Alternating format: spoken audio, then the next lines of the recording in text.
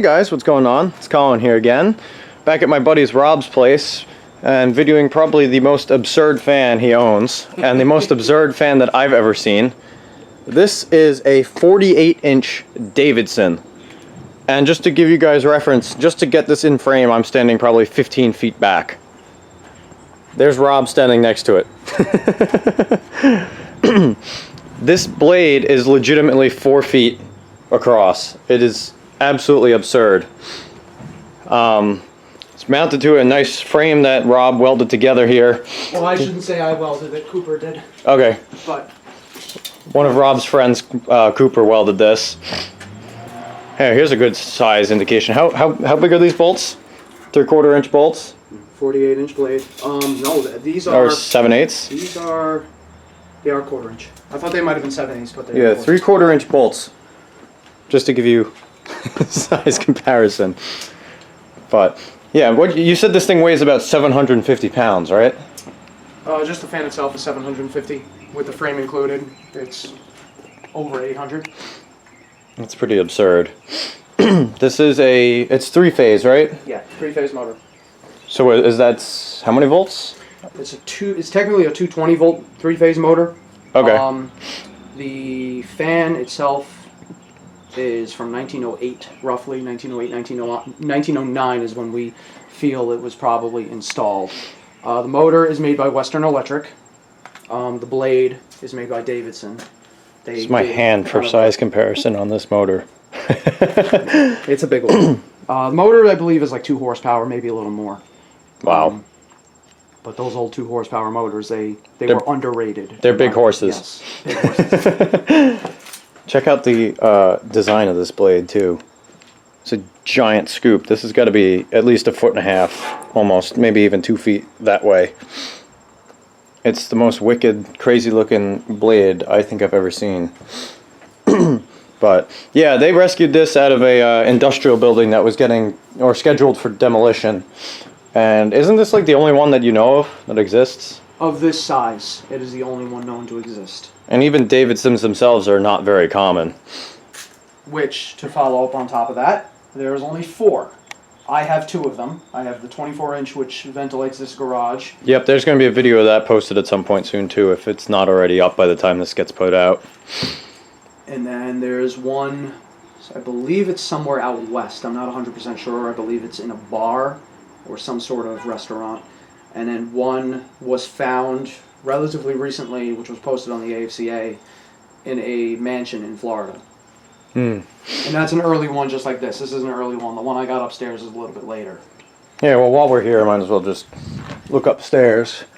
That's the smaller version there. You can see the similarity, but this thing, at least visually, looks like it's 4 times as big. But do you want to explain a little bit about how you're running this, since you don't have 3-phase power here? Okay. So, because the electricity in my garage is antiquated, I actually have to run an extension cord to the house, which is the only spot I got 240 volt right now. So it's a little rudimentary at the moment until I can... Pay no mind to the cord that's going over there. Don't worry, it's not a fire hazard. I do have 240 volt outlets set up pre-existing for the conversion because I do plan to upgrade the service in this garage, but nonetheless. So 240 volt goes into the VFD. The VFD is what converts the 240 volt into 3-phase, because it's single-phase 240 volt going in, and it's 3-phase 220 volt coming out. So it steps it down a little bit.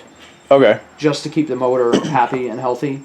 I can raise the voltage, and it spins quite a bit faster, but I just don't like to do that on a motor that's over 100 years old. Yeah. Cool. And even just check out these supports have also probably 3/4 inch diameter. Just to give you, it's hard to convey through video how just absolutely massive and absurd this thing is. Another thing that I really like on the detail of this one as opposed to the one upstairs, Davidson is one of my favorite exhaust fans, but this one actually, if you look at it, it's got a double hub. So you got a support in the front, or should I say the back? Yeah. And you got 2 rivets here with a little finger that comes out, plus the rod that goes in between each of the 5 wings. And then there's one in the back here, and then too. you have another one in the back, or the front, where we're standing, and that's another mounting location where you could see the rivets here. There's 4 of them. That's just because of how absolutely massive Yeah. this blade is. The early smaller ones were like this.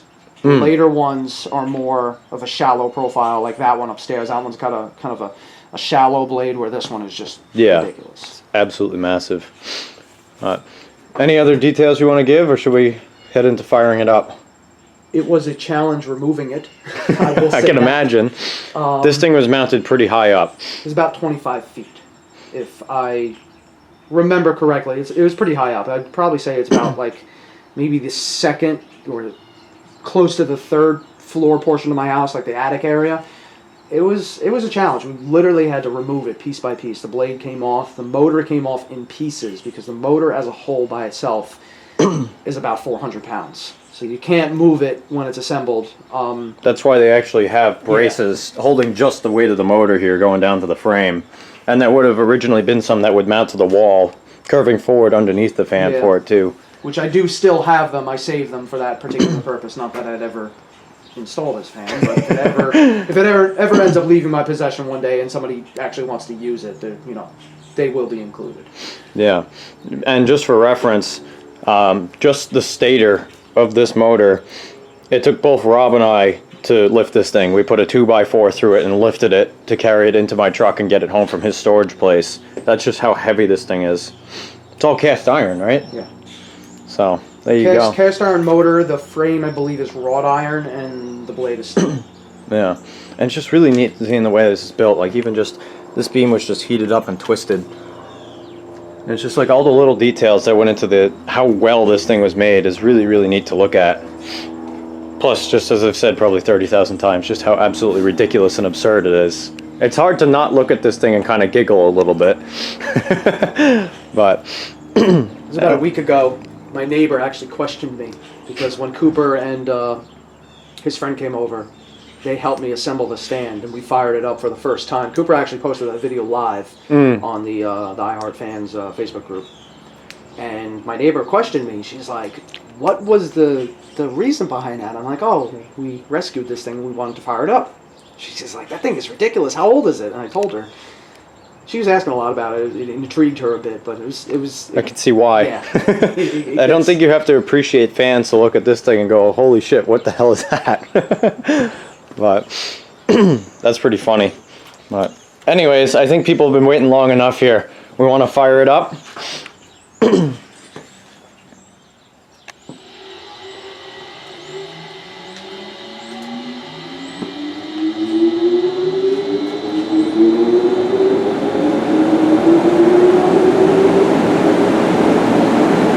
Definitely don't even have to get remotely close to it to get a startup sound for that thing. It's amazing the breeze that this thing pulls. We got the door open behind us, and you could just feel the air rushing through. Oh yeah. I mean, even look at the little garage door thing. It's just flapping in the breeze and it's behind it. If you look out, if you look where I'm standing, you can see the grass is moving from that. That's how much air this thing moves. It's not so much a concentrated beam of air, but this thing just seriously moves an incredible volume. It's pretty absurd, just the amount of, like you said, the volume it moves.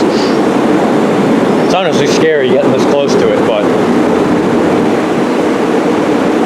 that's still the most absurd blade set I think I've ever seen on any fan. It's like a giant scoop. And you're not going to be able to hear a word I'm going to say here, but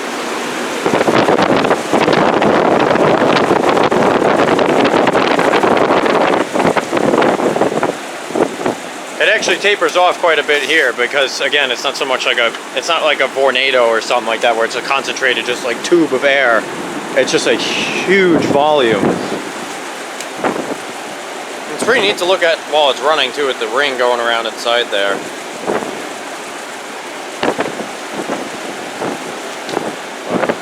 We figure that this thing probably ran continuously, non-stop, from the moment it was installed and put in service all the way up until the mid-1990s.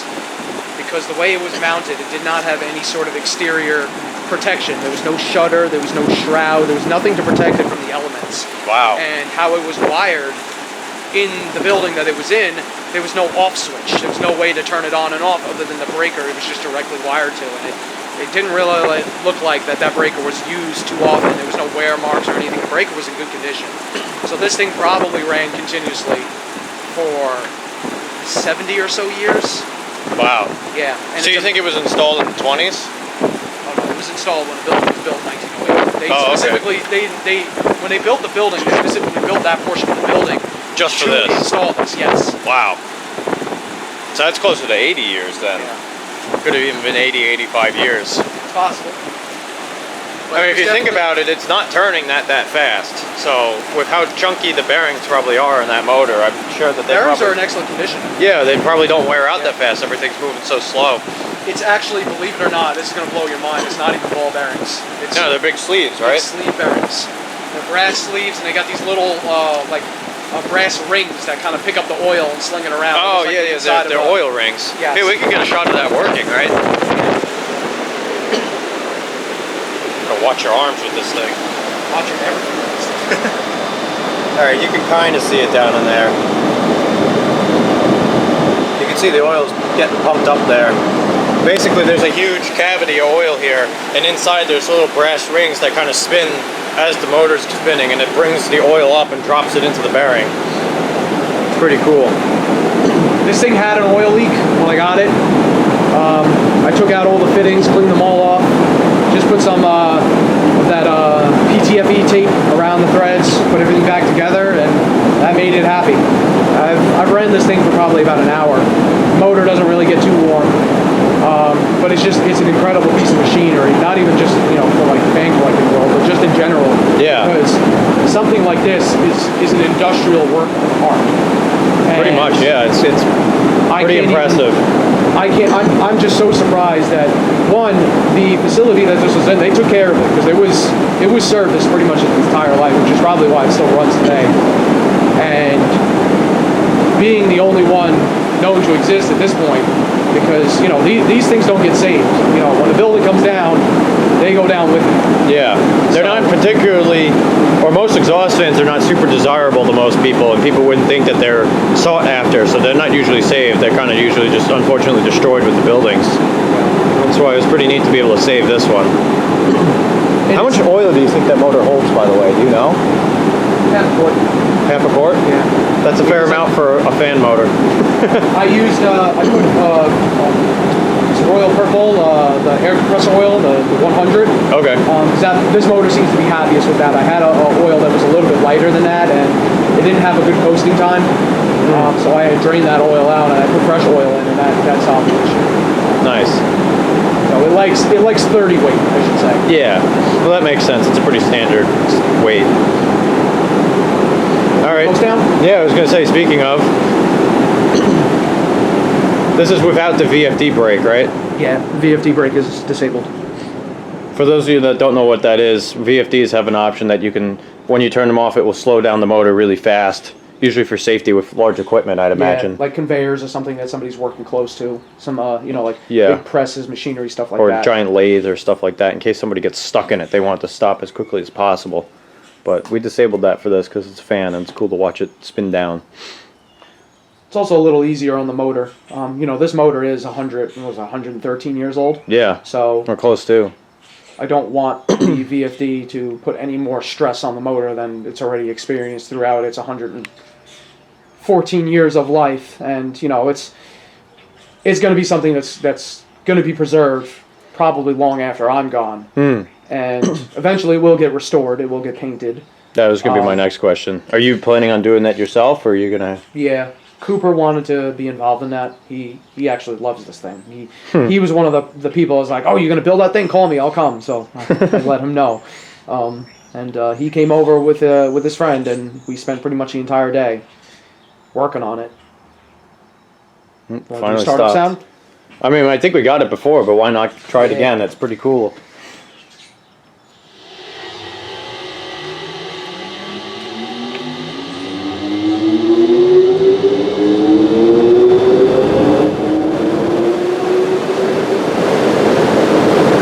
Cool sound. I've been staring at this thing for probably 25 minutes now, and I still can't get over the proportions of it. It's ridiculous. Yep, that's what makes Nothing it short great. of ridiculous.